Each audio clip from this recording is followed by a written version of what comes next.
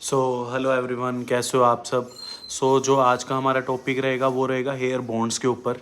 Basically hair bonds होते क्या हैं। हेयर बॉन्ड्स एक तरह का, जैसे हमारे अंदर एक बॉन्ड्स होते हैं वैसे ही हेयर के अंदर बॉन्ड्स होते हैं जो बेसिकली आपके स्ट्रेंथ लेवल को मेंटेन करते हैं। ठीक है, मैं आपको नीचे शो कर रहा हूँ यहाँ पे।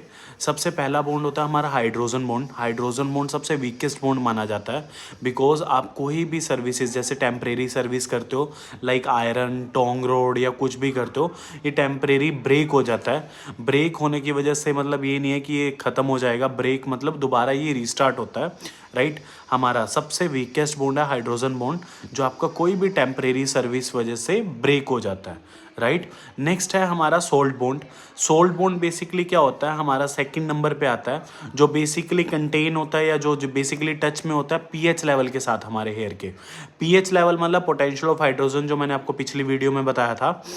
अब अगर आपका पीएच लेवल एल्कलाइन पे जा रहा है या आपका पीएच लेवल अनबैलेंस हो रहा है, कोई भी प्रॉब्लमेटिक, तो आपका सोल्ट बॉन्ड भी उसी के साथ साथ ब्रेक हो जाता है, राइट। हमारा थर्ड बॉन्ड है सबसे जो पावरफुल बॉन्ड है और जब सबसे ज़्यादा जिसमें स्ट्रेंथ है हमारे हेयर की, दिस इज द डीसल्फाइड बॉन्ड, या डीसल्फाइड बॉन्ड बोलते हैं इसको, या लोग सल्फेट बॉन्ड बोलते हैं, दोनों नेम सेम है।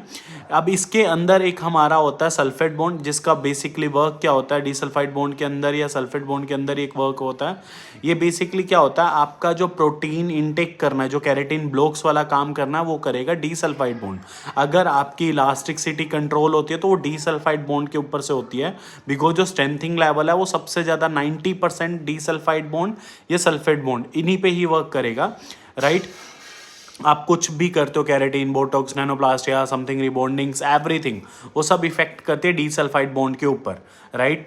पहले के टाइम में हम बॉन्ड स्ट्रेच करते थे, वो बॉन्ड स्ट्रेच यही होता है कि इलास्टिसिटी टेस्ट होता था, वो बॉन्ड स्ट्रेच होता था, बॉन्ड्स रिलैक्स हुए हैं या नहीं हुए, तो वो डीसल्फाइड बॉन्ड ही होता था जिसको हमने रिलैक्स करना होता था, राइट।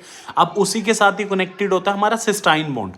सिस्टाइन बॉन्ड बहुत कम लोग बोलते हैं। सिस्टाइन बॉन्ड बेसिकली होता क्या है, सिस्टाइन बॉन्ड हमारा जो नेचुरल इंग्रेडिएंट्स, जो हमारे नेचुरल प्रोटीन्स हैं, जो हम खा रहे हो आप, जो भी है, जो आपको मैंने पिछले वीडियो में बताया था, डर्मल पैपिला जो सेल्स प्रोवाइड करता है, वो बेसिकली सिस्टाइन बॉन्ड में कन्वर्ट होते हैं, जो आपका रेगुलर नेचुरली स्ट्रेंथ है, राइट। कोई भी डाउट रहता है इसके आगे तो प्लीज़ आप मेरे को मैसेज करिए, कमेंट्स करिए, I will handle it. Thank you so much.